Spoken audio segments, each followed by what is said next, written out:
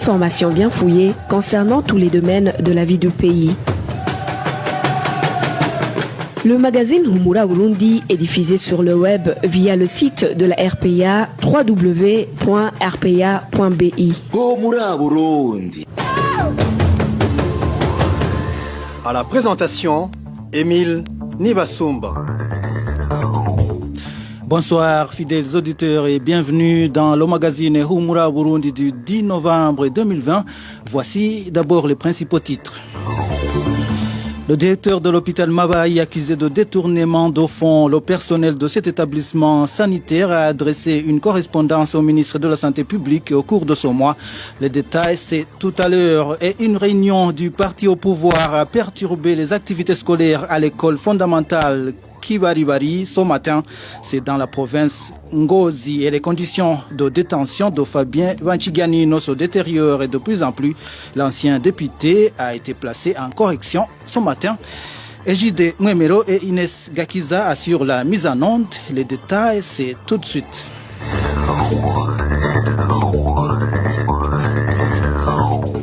Démarrons par la page droits de l'homme. Mauvaises conditions de détention de l'ancien député Fabien Vanchiganino. Le matin de ce mardi, il a été transféré dans la cellule de correction. Certains détenus de la prison centrale de Mimba demandent aux défenseurs des droits de l'homme d'intervenir. Innocent Valentin Singirangao.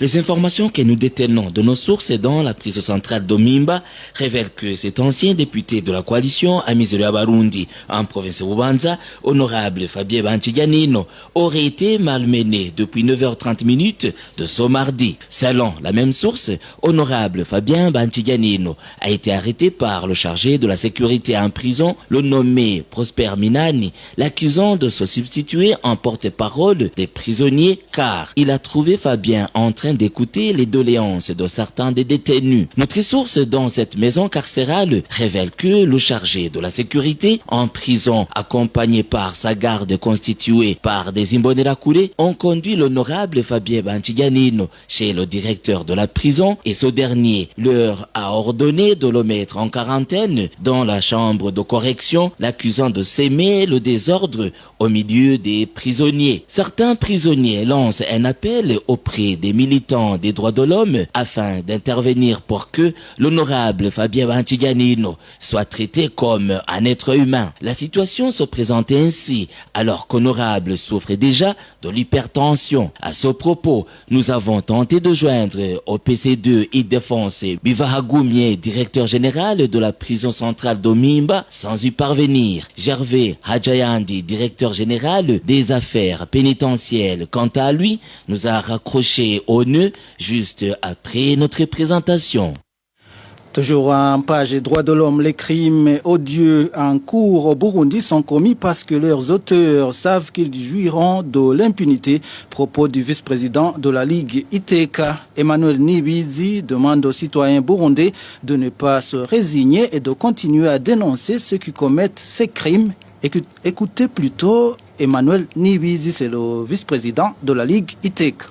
Au niveau de la Ligue Iteka, nous condamnons fermement tous ces actes de violence qui ne font qu'empirer la situation des droits de l'homme mobile. Nous remarquons des cas de qui sont très inquiétants, où les droits des personnes sont violés et où les auteurs arrivent même à décapiter les victimes. Cela a été même organisé l'année du 8 novembre 2020 à la commune de Mawali, sur la colline Mukaka, zone de Buholo, où un jeune homme a été tué, décapité par d'autres Imbonerakure après l'avoir traité avec deux équipes de pénalisation qui disaient qu'ils venaient de voler. C'est vraiment inquiétant, mais cela est une conséquence de l'impunité. Puis on laisse quelqu'un ou les autres faire n'importe quoi, violer les droits de l'homme, tant qu'il soit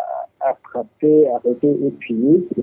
On dirait que les autres font même une compétition, mais je dirais que vraiment la population burundaise s'abstienne à toutes ces violences parce que tôt ou tard la justice se réveillera et sanctionnera tous les complices, tous les auteurs de ces actes vignobles. Au niveau de la ITK, nous gardons espoir que ces actes se feront un jour, parce que nous espérons que le Burundi a encore déjà qui sont engagés à lutter contre ces violations. Emmanuel Nibizi, c'est le vice-président de la Ligue ITK. Pour rappel, 3 personnes ont été tuées et décapitées dans une période de 2 semaines. Justice et sans transition, une vente aux enchères des biens saisis par le ministère de la Justice s'effectue depuis hier. Certains des objets en vente appartiennent aux personnes accusées d'avoir participé au coup d'État manqué de 2015. Pour ce 2e jour, le ministère de la Justice qui pilote cette vente a interdit aux journalistes d'assister à l'achat de ces objets. Emmanuel Niungeko nous en dit plus. Des cadres de différents ministères, ceux de l'administration, des forces de l'ordre et de sécurité, ainsi que ceux du parti au pouvoir, le CNDD-FDD, sont les plus présents depuis ce lundi dans les enceintes du ministère de la Justice, situées sur le boulevard de l'Iprona, où se déroule cette vente aux enchères. Des voitures, des motos, des lits, des matelas, des canapés, des chaises en plastique, des tapis, des casseroles, des réfrigérateurs sont quelques-uns des produits exposés. Ces biens qui font objet de vente aux enchères sont classés en 2 catégories. La première catégorie est constituée par des biens appartenant aux personnes que le gouvernement accuse d'avoir participé au coup d'État manqué de 2015. La seconde catégorie est composée de biens saisis par les services de l'Office burundais des recettes OBR dans le cadre de la lutte contre la fraude. Dans un communiqué sorti ce 6 novembre, la ministre de la Justice a annoncé que cette vente aux enchères a été organisée pour permettre que les objets restent d'usage d'intérêt général, mais aussi dans le but d'éviter leur vétusté. Ce mardi, 2e jour de cette activité, des centaines de gens visitaient les objets en vente. Les journalistes des médias privés et publics ont été empêchés d'assister à cette vente. Les services de la communication du ministère de la Justice ont même interdit aux journalistes de prendre des photos. Cette vente aux enchères qui se tient dans les bâtiments de l'ancienne présidence de la République prendra fin ce samedi. Au Burundi, comme partout dans le monde, vous nous suivez en direct sur la page Facebook de la RPA Ijwi Gyabanyagihugu, également sur notre compte Twitter. Tout de suite, après une courte pause, nous abordons la page gouvernance.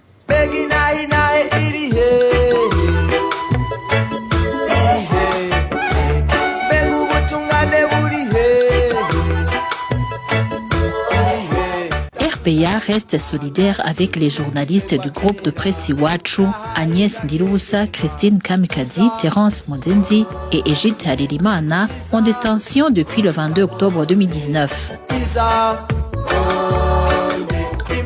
Ils ne sont victimes que de leur métier de journaliste.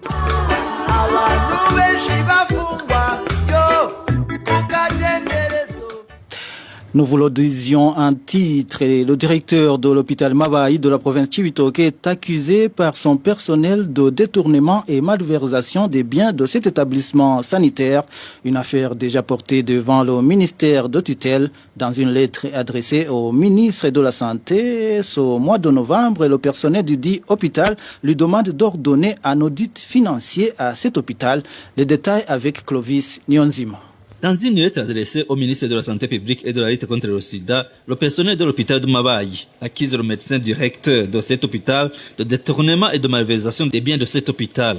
Il le fait en collaboration avec le gestionnaire de cet hôpital.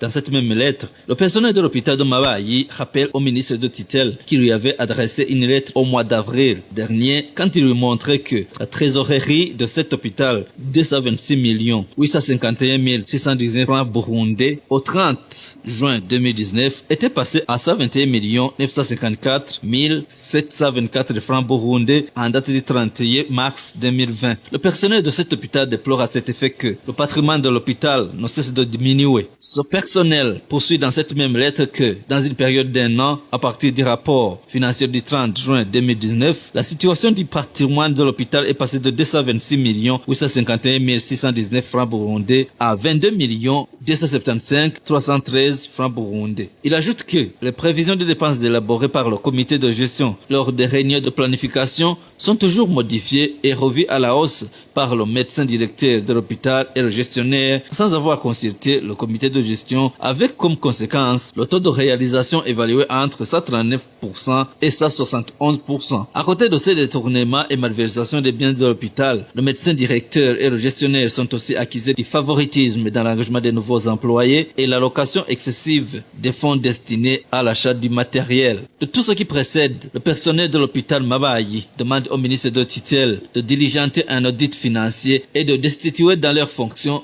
le médecin directeur de l'hôpital ainsi que le gestionnaire. Ces employés de l'hôpital Mabayi terminent cette lettre en demandant au ministre de la Santé publique et de la lutte contre le sida d'instruire au médecin directeur de l'hôpital et au gestionnaire de ne réaliser que les activités planifiées par le comité de gestion et traiter le personnel au même pied d'égalité en attendant leur remplacement. Quittons la province Chivitoke pour nous rendre dans la province Kayanza où les déplacés de Gikomero contestent la nomination de nouveaux responsables de ce site. Des responsables qui affirment qu'ils leur ont été imposés par le chef de zone de Gikomero situé en commune Rango. Ils craignent donc que ces nouveaux responsables collaborent avec les autorités pour les persécuter. Le point avec Éloge Divin Remèche. Ces nouveaux responsables des déplacés du site d'Ogikomero ont été élus en date du 28 octobre dernier. Les sources de la RPA dans le dit site révèlent que beaucoup d'irrégularités ont émaillé ces élections, des élections qui ont porté à la tête les nommés Emmanuel Kayanda et un certain Renova comme nouveau responsable de ce site. Un des habitants du site d'Ogikomero nous parle de certaines anomalies relevées. Seules 200 personnes sur les plus de 2000 qui comptent ce site étaient présentes. L'autre lacune, c'est que la préparation et la supervision des élections ont été opérées par le chef de zone, un acte inédit depuis la création de notre site. Le chef de zone a dit aux individus présents ce jour-là que les directives ont été données par la commune qui l'avait mandaté pour veiller à ce que les nommés Kayanda et Renova soient élus. Au fait, c'était comme une nomination. Auparavant, chaque habitant qui le souhaitait pouvait se faire élire et chacun était libre de son choix. Mais aujourd'hui, ils nous ont imposé les deux personnes. Les élections de ces représentants inquiètent beaucoup les déplacés du site d'Ogikomero. Ils craignent le pire si jamais les élections d'autres représentants se déroulent également dans de telles circonstances. Nos inquiétudes se fondent sur cette imposition de nos propres représentants. En principe, le comité est composé du représentant et de son adjoint. À cela s'ajoutent les chefs de quartier car notre site est subdivisé en quartiers. Les élections des chefs de quartier n'ont pas encore eu lieu et nous craignons que le même scénario se reproduise. Nous craignons également que le gouvernement ne passe par ses pseudo-représentants pour nous forcer à retourner sur nos collines d'origine sous prétexte que les représentants des déplacés l'ont approuvé alors que ce ne sont pas nous qui les avons élus. Le site d'Ogikomero fait partie des 3 sites de déplacés qui se trouvent en commune d'Orango. Il a été créé après la crise de 1993. À ce propos, la rédaction de la RPA n'a pas pu joindre Deus Babaokubgayo, administrateur de la commune Rango. Je vous rappelle que vous pouvez également recevoir le magazine Humura Burundi en nous envoyant un message sur notre numéro WhatsApp. C'est le plus 49 151 294 16 348. Tout de suite, nous parlons de la perturbation des activités scolaires dans la zone Mbirizi. Humura Burundi. Les activités scolaires ont été perturbées ce matin à l'école fondamentale Kibaribari de la zone Mbirizi en commune Gatara. Nous sommes dans la province d'Ongozi. À l'origine, le chef de zone Mbirizi a organisé une réunion avec les membres du parti CNDD-FDD dans les enceintes de cette école. Les détails avec Hervé Niyuhir. Cette réunion des membres du parti CNDD-FDD de la colline Kibaribari s'est déroulée le matin de ce mardi. Convoqué et dirigé par Terence Kayoya, le chef de zone Mbirizi. Cette réunion a fini par perturber les activités de la 3e année de l'école fondamentale de cette colline. Ce citoyen témoigne. La réunion a débuté vers 6 heures du matin. Elle était présidée par le chef de zone Mbirizi qui est en même temps chargé de la mobilisation au sein du du parti CNDD-FDD. Le chef collinaire était aussi présent. Seuls les membres du parti CNDD-FDD sur la colline Kibalibali avaient été conviés. La réunion s'est tenue dans la classe de 3e année et a duré 1h30. Donc, durant tout ce temps, les élèves sont restés dehors.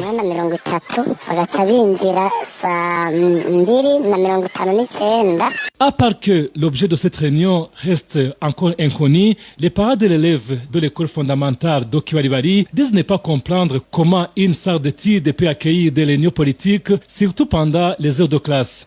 Ce n'est pas normal qu'une salle de classe abrite des réunions à caractère politique et ce durant les heures de cours. Cela perturbe le programme de la journée. Concernant ces lamentations, nous n'avons pas pu joindre le directeur de l'enseignement en commune Gatala, de même que Terence Kayoya, chef de zone Mbirizi. Clôturons cette édition par cette information qui nous vient de la province Bujumbura où les déplacés du site de Kigaramango en zone Gatumba, commune Mutimbuzi, sont menacés par les chics depuis leur installation dans ce site. Ils réclament l'intervention des autorités locales. Vicky Chris Ninheretse pour plus de détails. Certains enfants et adultes du site de Kigaramango de la zone Gatumba ont été attaqués par des chics. Les habitants de ce site indiquent que les chics sont très nombreuses depuis quelques mois. Même des bébés de moins d'une année sont attaqués par les chics dans ce site. Les adultes sont également attaqués par ces chics. Ils passent leur temps à enlever les chics sur leurs pieds. Vraiment, les chics font rage dans ce site de Kigaramango. Ces chics seraient venus des étables situées aux alentours du site selon ces déplacés. Ce site de déplacés est situé tout près des étables de vaches. Là, les pistes y sont très nombreux. Je pense que c'est ce qui serait la cause de la multiplicité de ces chics. Ces déplacés demandent aux autorités locales de venir pulvériser des insecticides dans ce site afin de lutter contre ces chics. Voilà, c'est par ce reportage de Vicky Chris Ninheretse que nous mettons un point final au magazine Humura Burundi du 10 novembre 2020. Merci à Egide Mouemero et Inès Gakiza pour leur collaboration technique. Merci également à vous tous qui nous avez suivis. Emile Nibasumba, je vous présentais cette édition. Au revoir.